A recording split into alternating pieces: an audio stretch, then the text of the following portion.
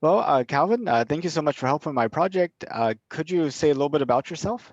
Sure. My name is Calvin Phillips. I am almost 25 years old, like next week. I am a current master's PhD student at Purdue University, working on my degree in aerospace engineering. I graduated from Georgia Tech in the spring of 2019. I've previously worked at NASA, Johns Hopkins Applied Physics Lab, and the Aerospace Corporation. Oh, wow. So the Aerospace Corporation over there in Los Angeles, or? Yeah, it was remote this year because of COVID, but it was that location that I mainly was dealing with. They have a division over there called iLab, which deals with a lot of R&D type stuff. I went to the International Space Development Conference that the National Space Society does, Yeah, and they had it in Los Angeles, not last year, but the year before that. And you were there in 2018. in 2018, yeah, Hi, I was there too. that's awesome. So you got to see Jeff Bezos? Yeah, I did. I actually got to shake his hand. That was pretty neat. But one of the side tours was the Aerospace Corporation. So I I kind missed of, out that time, but that was a great conference. yeah, I really liked it. It's exciting to see all the stuff that's happening in space exploration, how quickly it's happening. I was just looking at some pictures that we took. My family and I went to Guadalajara in 2016 to the IAC to see Elon Musk talk about the, international, no, wait a minute, interplanetary transportation system, later Yeah, called the BFR, and now yeah, uh, that's crazy. You were there. I remember watching that live on in my old dorm. it's amazing. I mean, just to think that's like 4 years ago. I mean, 4 years ago it was PowerPoints and just a couple of structural tests, and they were planning to use uh, Yeah, carbon carbon. fiber users. Yeah, Yeah, and then they completely shift that, and they changed the location they were building it, and now they're actually flying stuff. yeah, it's nuts.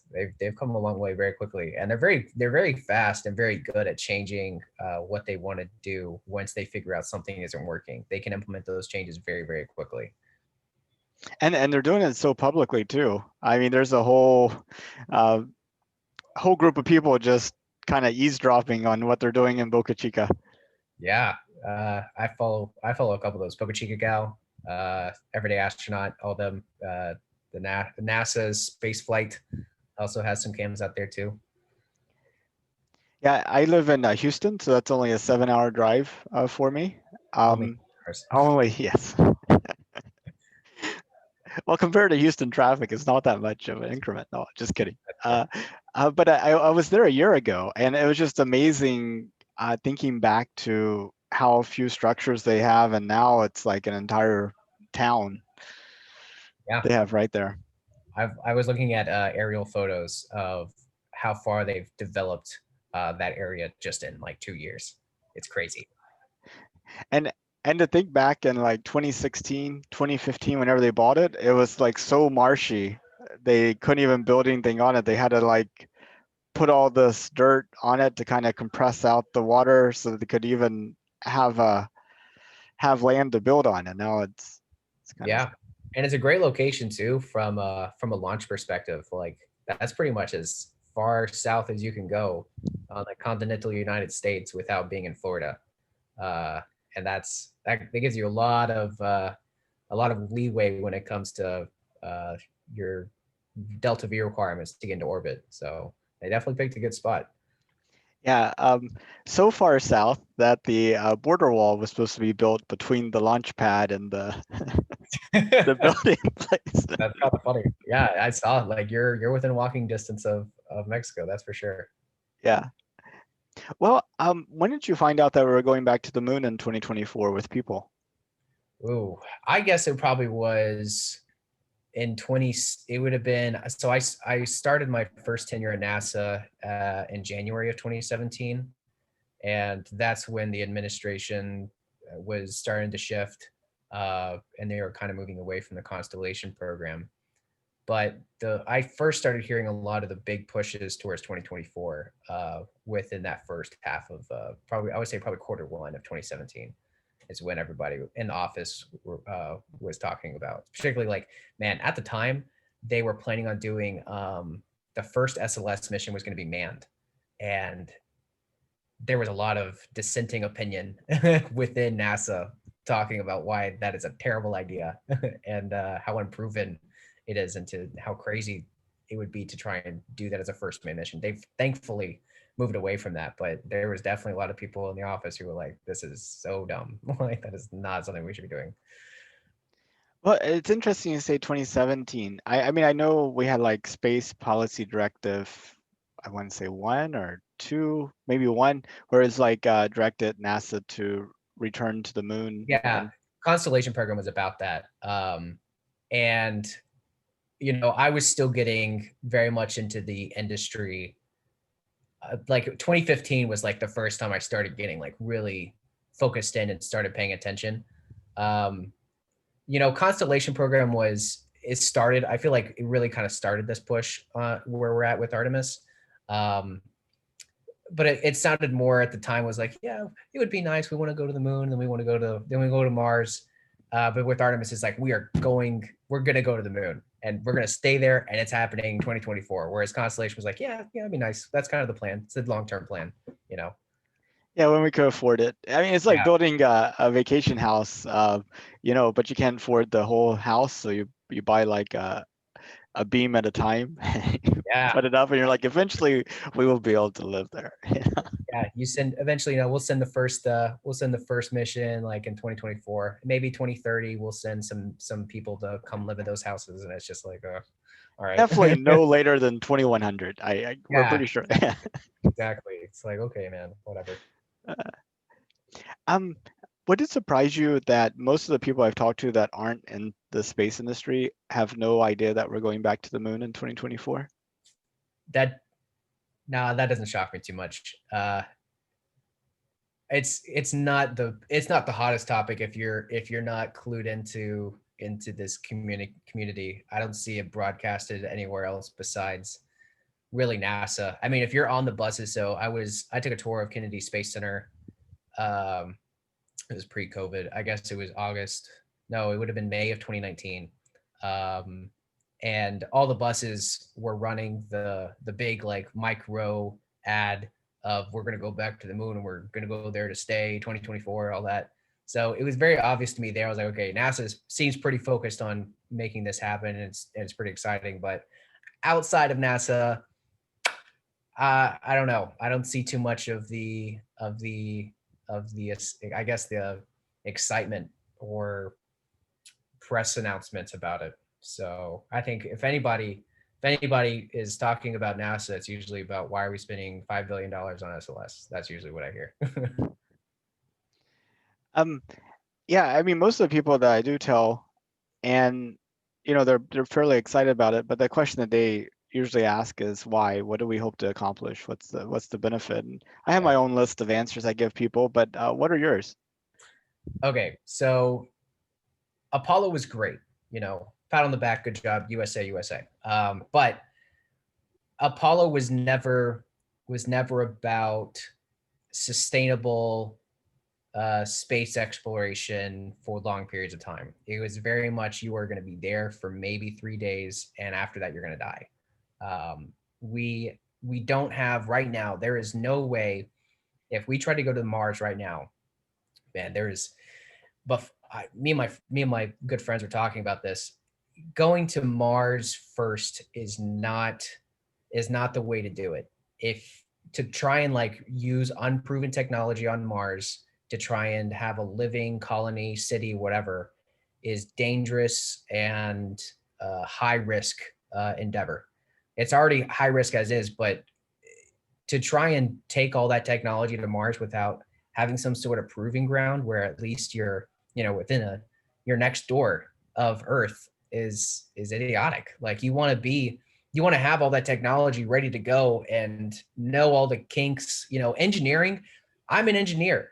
We when we make stuff, that first version never works the 100% the way we want it to. So putting this stuff on the moon is going to allow us as engineers to figure out all of the kinks and mistakes and iterate on the design to make sure that when we're ready to go to Mars, it's going to work, because that trip is not is not a week-long trip over to Mars and back. Like this, you're looking at 2.5 years before you're going to see Earth again if you're going to hang out at Mars. So I think going back to the moon is pivotal and key, that we figure out how we can live off of Earth for long periods of time, so that we can go to the other planets and moons in our solar system and have bases and colonies. So we can have like the future of the expanse has to start with the moon. Yeah, it's kind of funny. You know, a lot of people might counter with, well, haven't you had astronauts on their National Space Station for so long? But I think that the part that people kind of miss is those astronauts are really the eyes, ears, and hands for a army of people here on the Earth, in the sense that if something goes wrong in the ISS, the astronaut probably doesn't diagnose it or figure out what's wrong with it. He just reports the problem. Engineers here on Earth go to work, and then they have a very interactive, iterative type of resolution process. That's right. Whenever you have 15-minute delays in communication, that iterative, support process really breaks down. So even if you had the stuff, you really wouldn't have the expertise at the same availability as you would. No, that is 100% correct. Yeah, I read a lot of astronaut stories. I've got Scott Kelly's book here, and him talking about just living on the space station for a year was hard. It wasn't just like, hey, I'm going to go float around in space and eat my astronaut food and then come back. He talked about how brutal and how much endurance. I mean, the book was called Endurance, and he called it for a good reason, because it required a lot of endurance to do that. But yeah, he was, there are so many things that when they're going wrong, you just have to wait for NASA to call back with being like, okay, this is what you have to do to fix it. And even then, they're not even 100% right. But if they're wrong, they of course correct in minutes or hours, as opposed to, hey, this didn't work. A minute later, they got another solution for you, right? Exactly. Compared to the 20-minute time delay, you're like, hey, my air's leaking out of my, like Mark Watney, my air's leaking out of my helmet. NASA, I've got 20 minutes left of air, and it takes 20 minutes to hear a response. That's not a good solution. Yeah, and plus there's like resupply missions going to the space station, about 4 or 5 times a year, and then you have like 3 or 4 crew rotations. Yeah. So I mean, you don't necessarily need to keep everything stocked up. You just need to be able to keep it stocked up to the next resupply.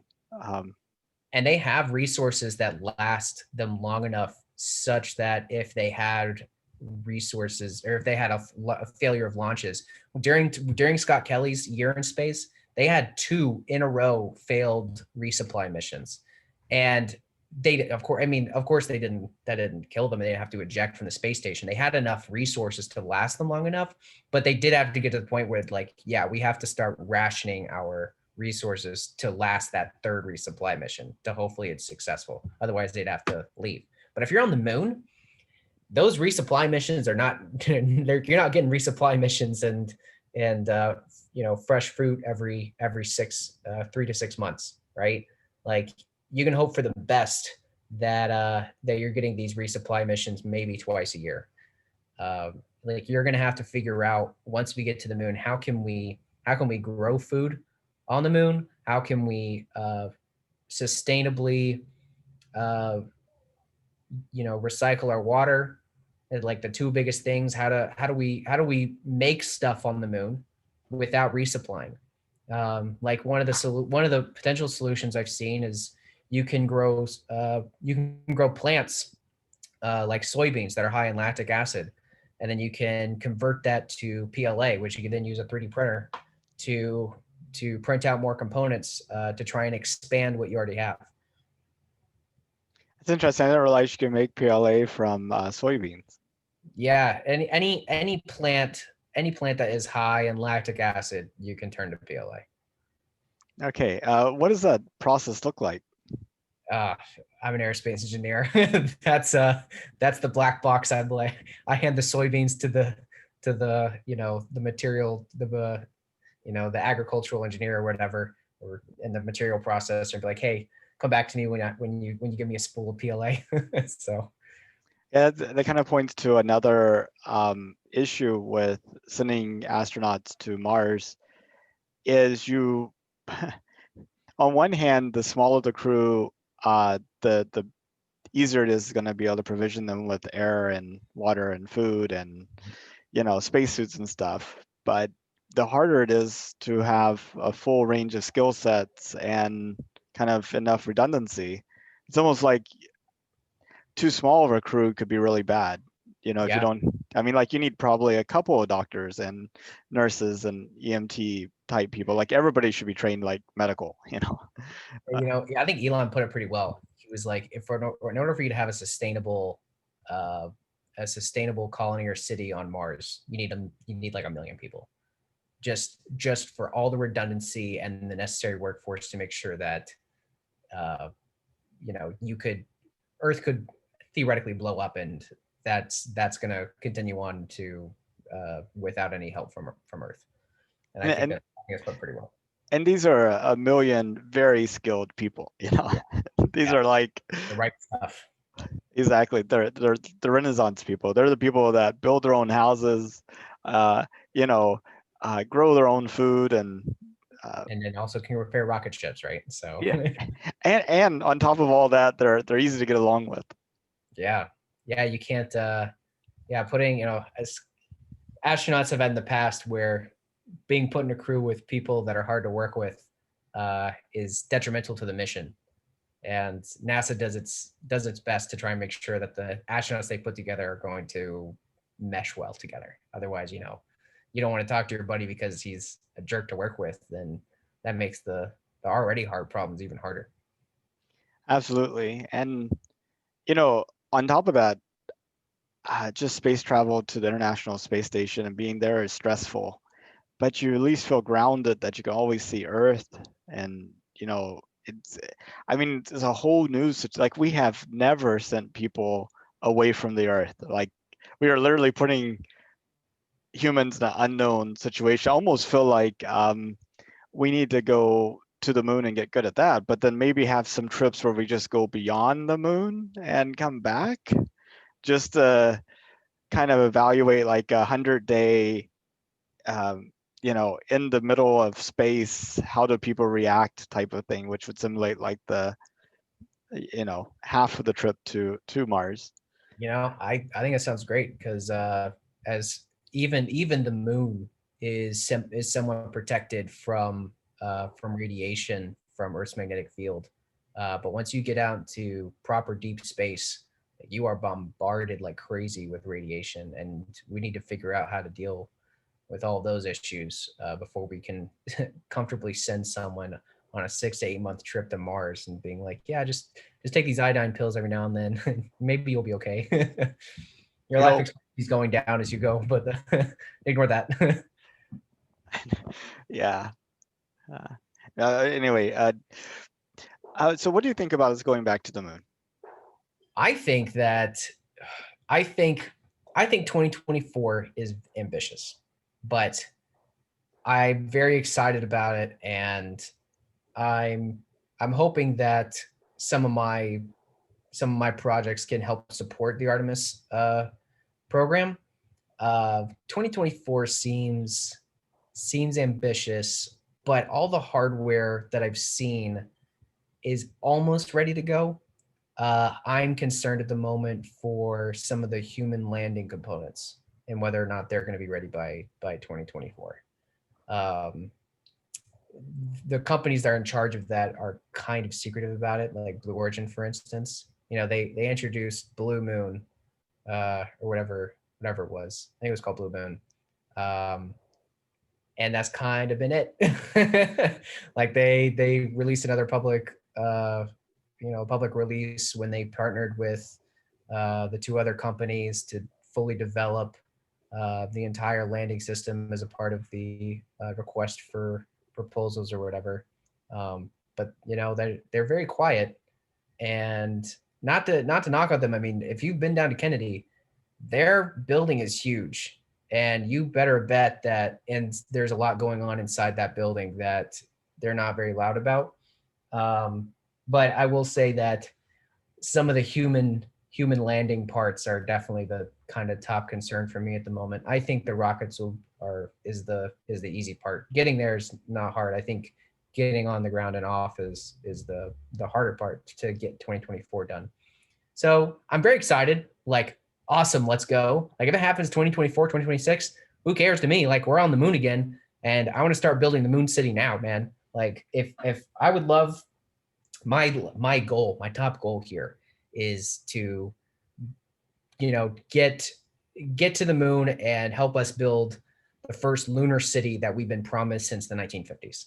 So if I can be on the moon and hang out there and help us build the first city, so that when you're looking up at when you're looking at like a quarter moon phase, right, you now see like a little the shining lights of a city on the moon. Now that's the future, and that's exciting. Like, that's goosebumps giving, like tear driving, like passion of what I think we should be heading towards. So I think it's very exciting. Yeah, I've thought the exact same thing. I mean, and plus, imagine the psychological impact that will have on the peoples of the world. Us going to the moon, maybe you're at the launch site and you see it. Maybe you've heard about it or seen an interview of an astronaut. But being able to visually look up at the moon and see human activity there, uh, in a way that's incontrovertible, Yeah, it will, I mean, should should change the conversation for a lot of people. Um, absolutely. I mean, hey, when there's a point at which space will become so accessible that you'll start seeing these fellowships and scholarships for people to go study lunar geology as their major, or as like a study abroad. And you have college students being sent off for a 6 month stint on the moon to go study rocks there. That that's exciting and amazing to me. Is when we get to that point of that it's so normal and regular that you can have those sorts of situations, and people hiking up and be like, yeah, I've got to go.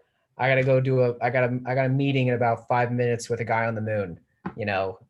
For our next business proposal. Like, that's the future that I'm working towards, and I hope we're all really excited about. It's hard to sometimes convince people that that's where we should be heading.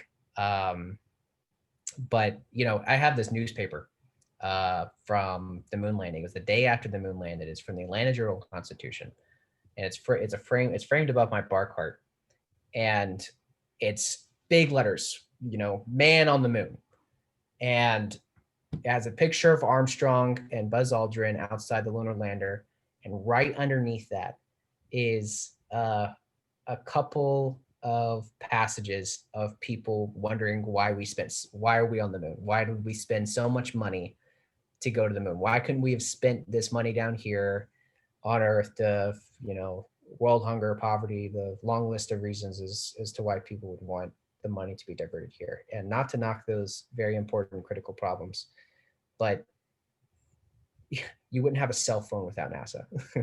You wouldn't have all the modern technology and comforts and huge booming economy. Like, it's a 10-to-1 uh, return on investment for every dollar spent in NASA. So, NASA is an incredible part of developing technology for the world economy, not just the U.S. economy.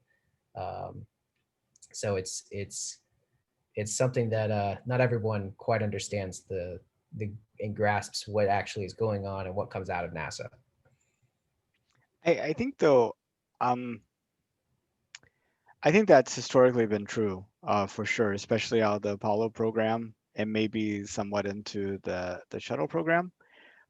And I think the driver for that was because we didn't know how to do it, so we kept trying different things to figure it out and had to get more tools, and all the like engineers and computer scientists and all these skills that we rapidly developed. And then after Apollo happened, they were released out into the general workforce, and then suddenly the cost of creating like an engineering company or manufacturing company went way down because you have engineers available. You don't have to, uh, do that. But I kind of wonder if that's really true though, since the time that we've really put emphasis on trying to have reliable technology, and like these projects are so expensive that you can't afford to be experimental with them. You have to do proven stuff. And the nature of using something that's proven means that you're probably not going to learn anything new. In fact, the whole goal is not to learn anything new. And Yeah. I just wonder if maybe the way we've been doing space for the past few decades might not have returned that 1 to 5 return just because of our method. I couldn't agree more that the culture of what NASA has been and is kind of still the way it is now is that you can't fail. And what that leads to is what you're currently having of this $5 billion rocket that you have to make sure works always every time you launch it from a rocket you've never launched before. So you have these other companies who are like, hey, forget that. Why don't we just start small and just keep testing over and over again? If it blows up, cool, we learned something. NASA doesn't do that. NASA blows up something now, it would kind of be a shock at first, at least, but it would definitely be a shock because, when NASA blows something up, it's usually, that's usually like headlines for the next day or two, right? So I agree. I think the attitude needs to change where it's people, especially people in kind of old space, the old guard, need to learn how to fail, and that's okay, because we have now a $90 million rocket that basically can lift about the same as a $5 billion rocket, and these things, one of them has been launched twice, and one of them hasn't. So it doesn't, yeah, no, it doesn't make too much sense as to why this happened. I mean, look at it historically, how we got to that NASA culture. It makes sense. Like, I understand how you got there, but you need to break out of it. Like, you're looking at these companies now that are uh that are failing fast and learning quickly. That's how SpaceX can, on a dime, flip from this. They didn't build the Starship out of complete carbon fiber and then tested to see if made sure that one system was going to work, even if it was bad. They were like, no, forget that. Like, this wasn't going to work. They immediately switched and started blowing up their water tanks on in Boca Chica. So yeah, no, I couldn't agree more.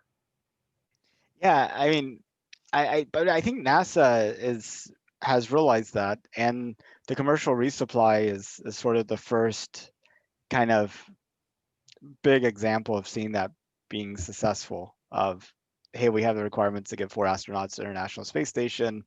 It needs to meet these safety parameters. Go off and do something, and then kind of going through that selection process and getting down to SpaceX and Boeing. And the commercial, well, I guess, sorry, it was SpaceX and Cygnus. Was it Cygnus? Anyway, the other resupply company. The commercial crew was Boeing and SpaceX. But then the commercial lunar payload services program, I mean, that seems like a wonderfully constructed program in the sense of NASA's authorizes 15 companies, now down to 14, to bid on these twice yearly work orders to deliver stuff to the moon, and they're completely free to innovate around that, just as long as they can deliver their thing. I was wondering if you had any um, thoughts on the commercial lunar uh, payload services program. I love it because this goes. I mean, commercial crew, I feel like, was kind of like the test bed. It's like, hey, NASA has always been the one. They've kind of been the in-house. They're always the one who has to do everything. But like, way back when they first started the commercial crew program, they're like, well, what if, before that, commercial cargo, I guess, was really the first one. So when they first started the commercial cargo program to the ISS, they're like, well, what if we just let these private companies, what if we let them take the rings for a bit? Maybe we could cut some cost here. Maybe they could find a better way to do it. And that's how we got SpaceX and Blue Origin, um, and these amazing space giants now is simply because of the programs that NASA created to fund them. I've seen some Facebook comments where people are like, "Oh, why are we giving money to NASA? Don't give all the money to NASA. Give it to SpaceX." I'm like, "Who do you think's paying SpaceX? Like, where do you think that money is coming from? How do you think SpaceX existed? They existed trying to fill these NASA contracts, and you have to fund NASA for NASA to have contracts to fund." So I think that expanding this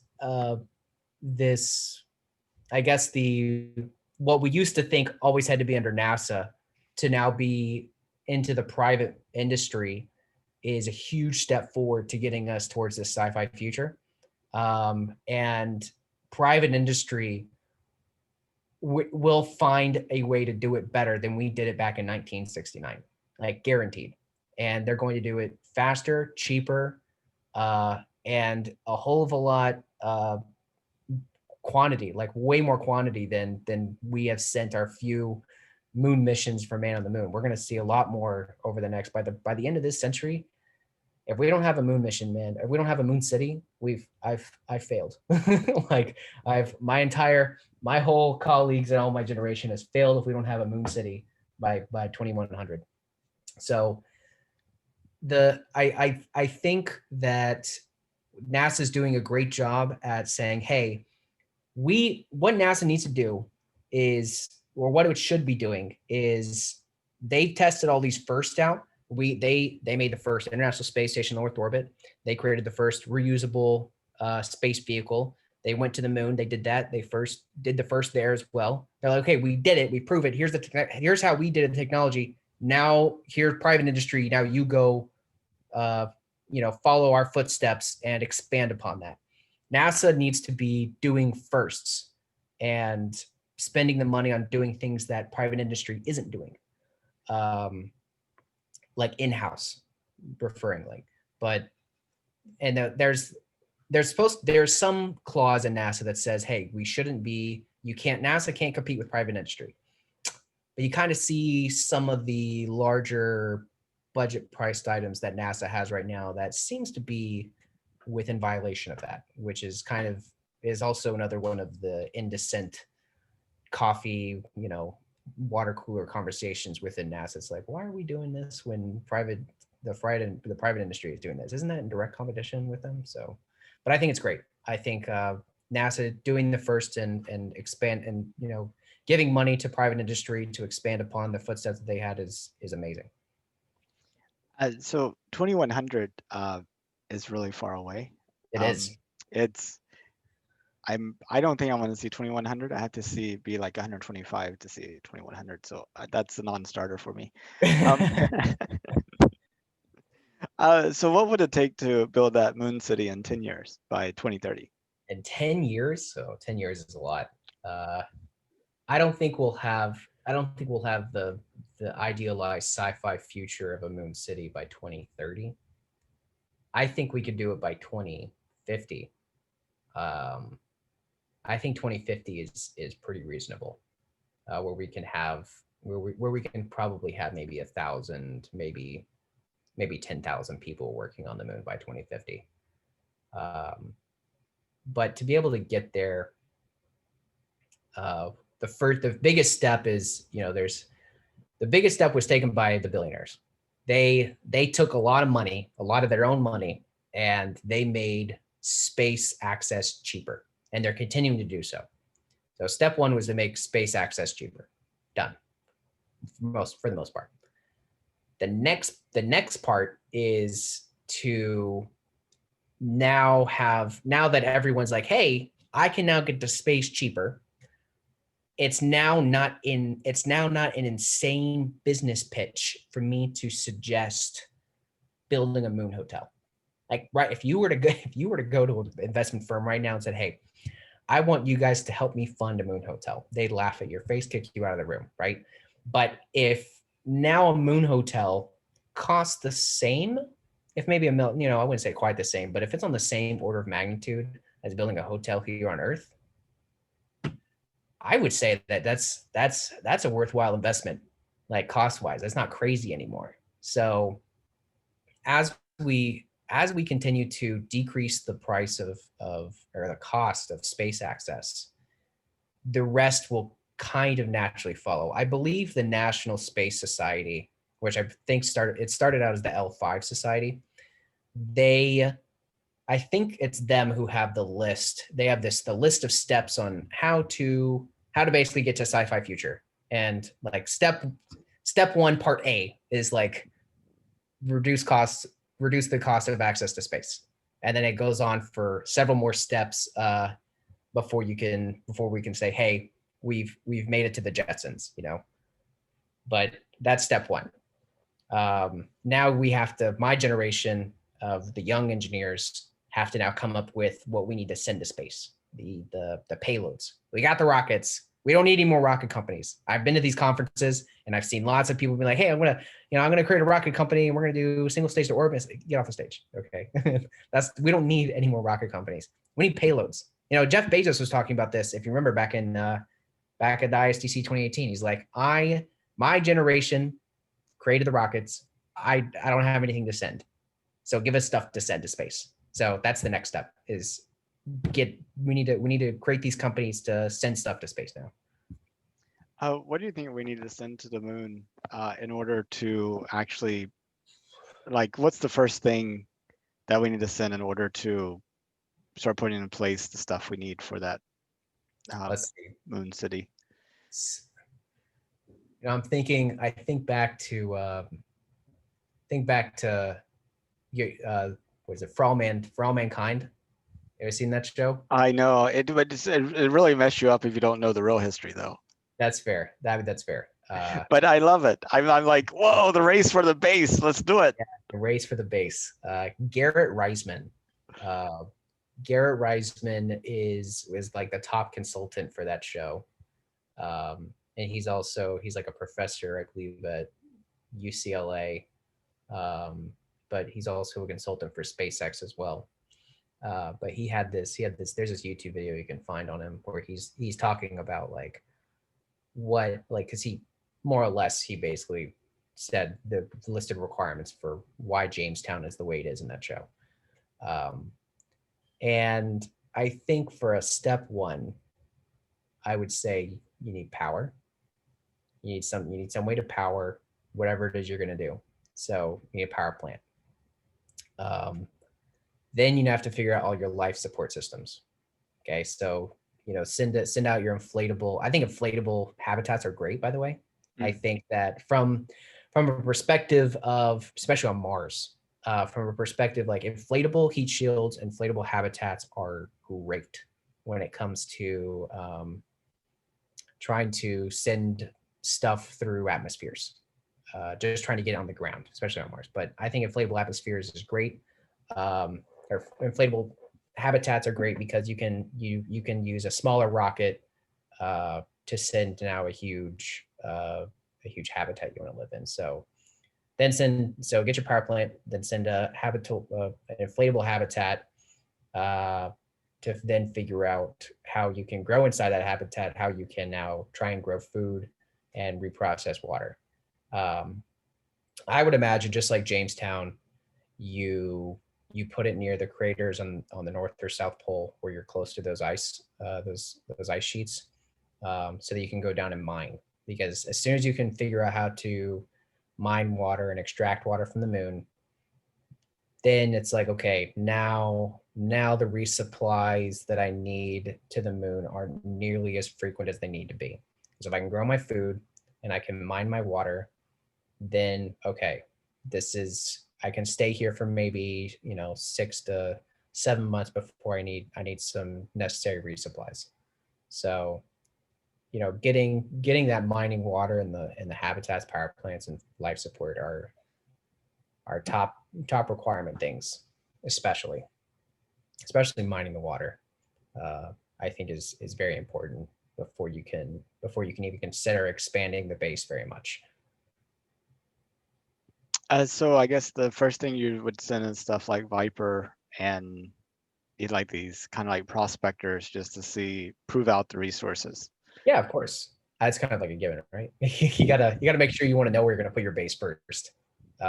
it was just like we're doing now on Mars. We're sending all of these. We got Pathfinder, Opportunity, Curiosity, now Perseverance are all out there trying to find the best place where all the water is so that we can put our base right there so that we can get our water and try to survive on Mars. So, we've got the Mars orbiter SOFIA, which is hilariously not just a giant telescope mounted to a 747.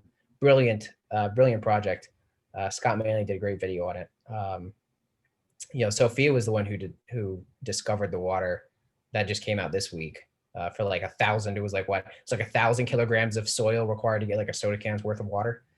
it's a lot. It's a lot of dirt.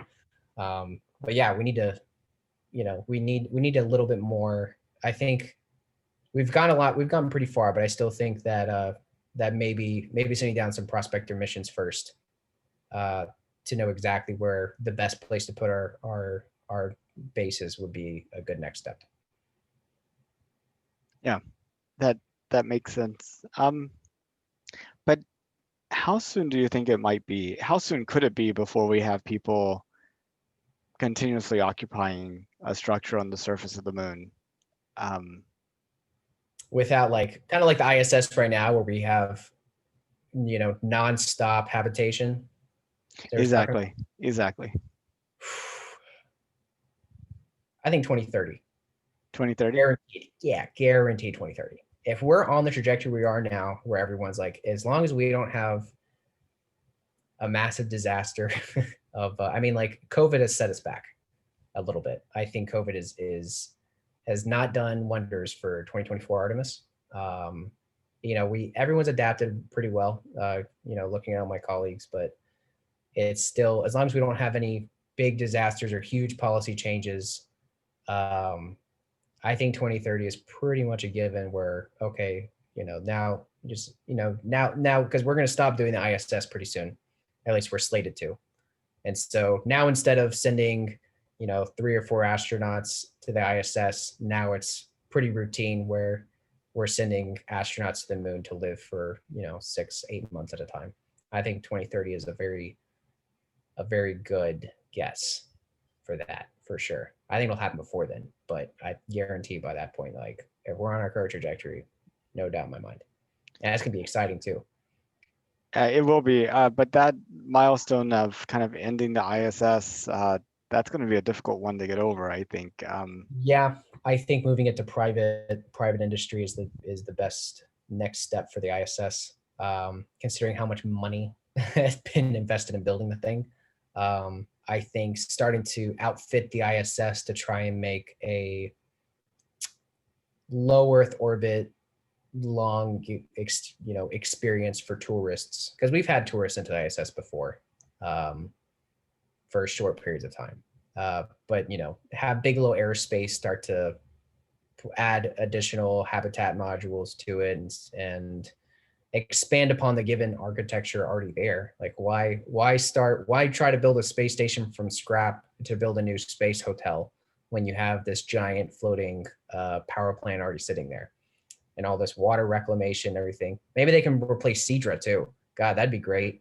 Seadra is the device on the ISS that filters out this CO2, and Scott Kelly could not stop complaining about it. He was like, NASA basically only wants, they have 2 CO2 scrubbers, and they're like, NASA's like, since you need to survive, we're only going to have one of these working at a time in case the other one breaks. But you need both of them working to actually filter all the CO2 out to like a non-irritating level. But NASA always only wanted one of them on for redundancy. So he was constantly getting headaches and his eyes were watering. And you could tell when the CO2 levels in the atmosphere were high. So maybe the private industry can go in and start outfitting the ISS and improving its technology to something a bit more modern. That would be exciting. I think Russia is planning on, at least what I've read, Russia was looking at separating their modules from the ISS to move it away. I don't know if they were going to discard it or if they were going to try and do it on their own. But I think that was slated for part of their plan, but they haven't been very vocal about it. But I think private industry has a great opportunity here if NASA decides to stop operating the ISS. I think there's a huge market opportunity. I probably don't need to ask you this question, but it's part of my standard list. Sure. Would it, if it was safe and affordable, would you go into space? Absolutely. I would probably still try to figure out if it wasn't so affordable. It doesn't, yeah, I've kind of logically priced out the kind of different opportunities that are out there right now. So we've got Virgin Galactic, say they're all about the same price. So say Virgin Galactic, you can do like $250,000. You can go do the suborbital flight. You can go do the suborbital flight with Blue Origin for about the same price. And that's kind of the big two that are out there at the moment, at least available today. So I look at it like this. I don't have $250,000. I know people who have tickets on these things, which, some of them got them for free, by the way, just because of, billionaires know billionaires, billionaires give billionaires free stuff. So whatever. But people Wow. who don't have to, it's weird thing. Wealth just attracts free stuff. That's I just how know. it is. Eh, If you're really rich, you never have to buy lunch. Exactly. Like it doesn't, yeah, whatever. Anyway, so I think that Virgin Galactic's experience is closer keen to having the X-15 experience. I think that's kind of closer to what Virgin Galactic's experience is. And between paying for Virgin Galactic or Blue Origin, I've been inside the Blue Origin capsule, and it's nice, big. It's fancy, super sci-fi. It's awesome. And I think I'd take the Blue Origin one just because I want to say that I've officially been on a rocket. And Virgin Galactic's is like, yeah, it's a rocket, but it's powered by a hybrid rocket motor, but it's not like a rocket, classically rocket. But yeah, absolutely. I would do it in a heartbeat. Man, I would love to go to the moon like today. Like if someone called me up and said, hey, we haven't sent anybody into the moon since 1960, or 1972 or 73. We would love for you to be the next guy. Sign me up. I'm ready to go. I don't care what the chances are. That sounds awesome. Have you heard of this reality TV show that's in the works called Space Hero? Yes. I had the application. The application was due a little earlier last month because it was now the first. So it was due in October, and I had some friends who filled it out. I ended up not filling it out because I got very, very busy. I wish I had the time to have, because it was several essays. But yeah, I have a friend of mine who filled it out. He said he works for Airspace Corporation. He was like, if you guys see me, changing my LinkedIn to living on the ISS and having to leave this company, you know why. So yeah, I saw that. It's exciting. This is the kind of stuff this is what happens when you lower the access to space, is you get some crazy stuff like this, a reality TV show in space. Like, yeah, let's go. Like sending Tom Cruise to the ISS. Yeah, absolutely. I don't, having a movie shot on the ISS, like that fact alone is the future. Like the only reason we could do that now is because of how cheap it is to send someone to space. Yeah, the good news for you is that application is only for their insiders program, which is not even the applicants yet. So they're still trying to get organized and what have you. So there's still a chance to apply for the real thing. Even your friend, unfortunately, isn't quite applied as a contestant yet. Ooh, this is news to me. I didn't know about that. Okay. Yeah.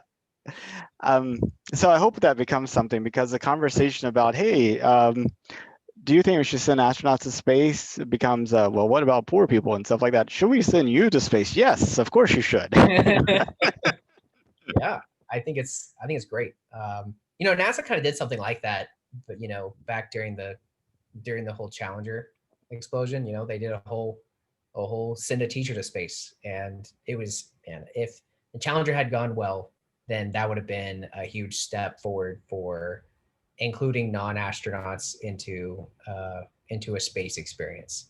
And I don't think we've made some progress, since the 20th century, but it's stuff like this where I want to start seeing a lot more non-fighter jet trained astronauts up in space, as I went, if you there's a website I think that just came out this year that has the astronaut like resumes basically listed for every single astronaut class, and so many of them have pilot experience or were fighter pilots, and it's like, well, what about the the rest of us?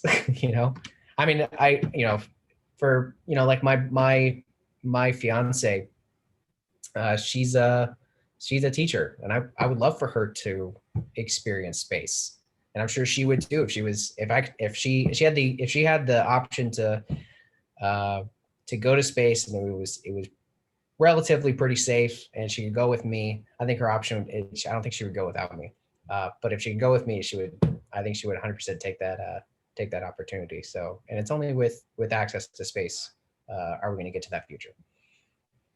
It's going to be pretty exciting. Well, Calvin, thank you so much for your time. Is there anything that you wanted to add that maybe we didn't talk about? I don't think so. I think we've covered, specifically speaking about Artemis. I think that we did a good job here. There's so much to talk about, like you can sit for 6 hours or more, like talking about how amazing space and space access is. So I'm very excited to be a part of this industry. Ever since I was very young when I first got involved in thinking about wanting to be in space and stuff, like Jimmy Neutron, Dexter's Laboratory, and all that stuff. So, I'm very excited to try to be here during this very pivotal time. I'm trying to finish my PhD before 2024, because if I can finish before 2024, then there's a chance that I can have some small impact on us going to the moon, and then I can say that I helped. So that'll be nice. That's definitely exciting. I love Dexter's Laboratory too, and yeah, I've seen some of the Jimmy Neutron movies. They're really funny.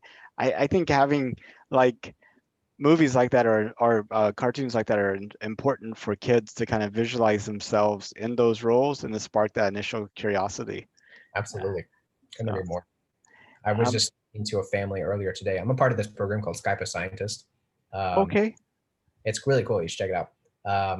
So I talk to families in classrooms all over the world when they want to talk to a rocket scientist.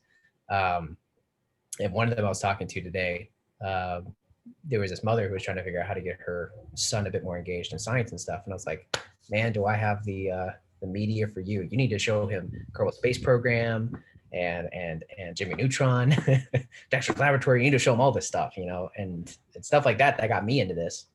And I think Kerbal Space Program is probably one of the most pivotal learning opportunities I had when I first came out, when I was in high school, to get me to understand, like, hey, buddy, rocket science is where it's at. Go that way. So, yeah. It's kind of interesting. You mentioned earlier about how Blue Origin's so secretive. Mm-hmm. The funny thing is, I've actually interviewed 2, maybe 3 Blue Origin people, but I haven't interviewed any SpaceX people. But I know so much more about SpaceX. That's kind of ironic. Yeah, I've got some Blue Origin buddies. I think I found this podcast through one of my friends, and they're involved in some of these companies. So I think you did talk to one of my friends. If I haven't, they should sign up. They should, yeah. I'll be sure to share it. Awesome. Well, Calvin, you have a good rest of your Sunday, and I really hope you build that moon city soon. That compress the schedule. Like Elon Musk says, if it's long, it's wrong. So when it comes to project planning. Sounds. Appreciate it. Okay. Take care. Bye-bye. There you go. Bye-bye.